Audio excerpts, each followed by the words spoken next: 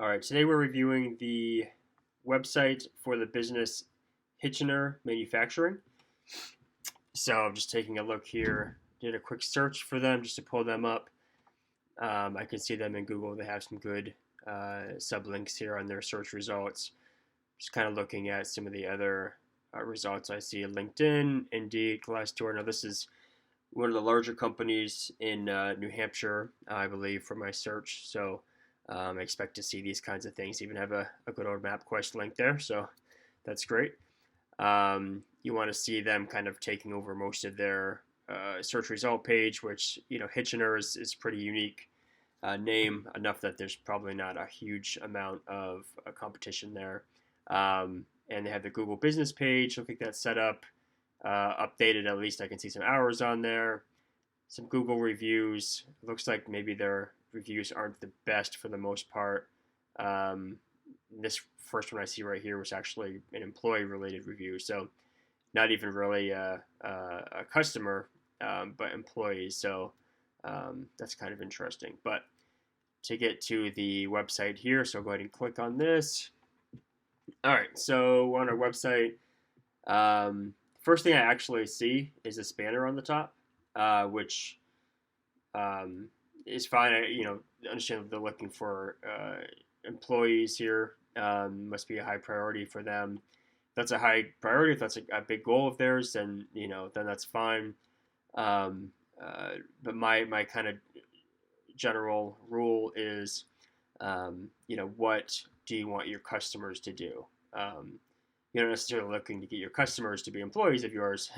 You're looking to them to purchase your products, right? So for that being the first thing that I noticed, I don't know if that's the best thing. There's also quite a list of navigation items on here. It looks like they have a lot going on, which is good. Provides opportunity, ways you can kind of organize out on the website. But so I'll just continue on the page here for now. Just see if my initial thought is true. They kind of have this interesting picture on the top. Looks kind of good and modern. Kind of the first block of the page after the banner is some information about them. More information about them, careers. More information about them. Kind of more information about them. Why Hitchiner. And that's kind of it. So again, I'm concerned a little bit with the fact that all this information is about Hitchiner and not about what they're actually doing for their customers, what they're offering to their customers. Like all this, I understand is things that maybe set them apart, right, from competitors, value that the customers could get out of working with them. But you kind of want to make a clear path for your customers when they come here. It's okay to have a little bit about you, like some sort of a tagline or whatever that pops that speaks a little bit about who Hitchiner is. But then I'd go right into our services, right? So in this case, it looks like we have even this really operations is overview. Operations is all about Hitchiner. Quality is about Hitchiner. And then finally we get to markets here, pretty much, where it looks like then that kind of breaks down the different services or applications. So really, I would try to clean up remove half of this navigation bar, or take like markets, maybe sales, investment casting, contact, make those bigger items, and then put these other ones maybe in the top here in small font. Again, just because we want to focus on their actual customers here. And then these sections here, I would push this stuff down, maybe even remove some of this stuff because again, this is all just kind of about Hitchiner. And here, where this section is, I would try to break up this markets here and maybe put, the first section being the automotive market and what that is referring to, like what Hitchiner does for the automotive market, what products or services they sell to the automotive market, and then kind of gets the user to that maybe would be relevant to that market to, okay, yeah, that's where I am. I'm gonna navigate into that further and then continue it. So let me look at one of these market pages here. So automotive. So again, we have the same navigation up top. A big image here. It's kind of a little bit busy. I do like that it's a little abstract. You know how you're kind of zoomed in on it. I like that, but maybe just a little fade behind so we can see the text a little bit better. Um, and then we have a little bit of information, it looks like, about the industry. And then we got some info about Hitchiner in here. So this, just quick glance, just looks like it's good because it's giving an overview of the industry, and then Hitchiner's, ability to meet critical needs. Um, uh, Hitchiner processes are uniquely well matched, delivering value. I think that just looks excellent first glance. And then we have a list of applications, and then why Hitchiner. I don't know. I would assume that maybe this is probably the same on every single page. This little block of why Hitchiner, but that's fine. So I guess I think that this is good content in here. Um, but I guess if I'm relevant to the automotive industry, I maybe see this and then I think, okay, well, what do I do now? Hitchiner, okay, they seem like there's some, they offer some good solutions here, applications, okay, steel pistons, okay, we do steel pistons, so that's great, and then what, right? Like we have a search down here. Well, I don't really need to search at other pages. I don't need to really go to any of those social media pages.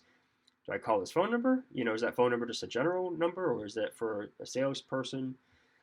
So it kind of like a sales funnel thing here, where we've gone from the homepage to the automotive market, and then kind of where do we go next, right? Maybe there should be a little bit more of a squeezing the customer, down the funnel into the next section, which I'm assuming might just be a contact form or a quote form or scheduling a meeting, whatever it might be.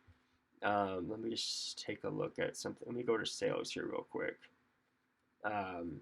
So sales, it looks like here we have contact information of these people. Now maybe, if I'm in the automotive market in the USA, I guess there's these